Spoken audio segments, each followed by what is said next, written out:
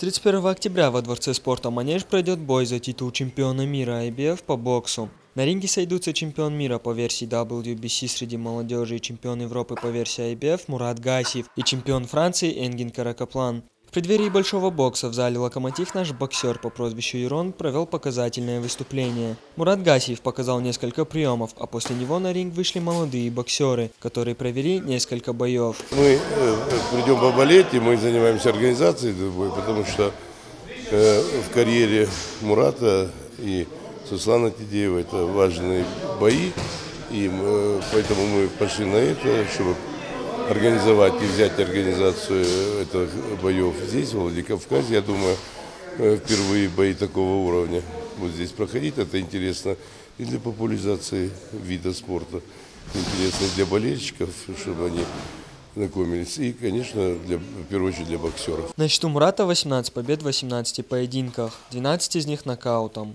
Подготовкой спортсмена к бою занимается известный американский тренер Абель Санчес. У соперника Гасиева на счету 12 побед в 17 встречах. К бою с ним наш спортсмен готовится со всем усердием.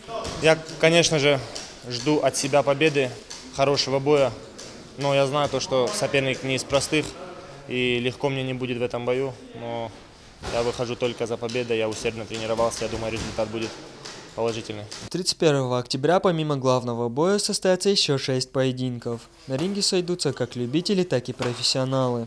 Организаторами большого вечера являются Министерство по делам молодежи, физической культуры и спорта, Федерация бокса Северной Осетии, а также промоутерская компания «Урал Боксинг Промоушен».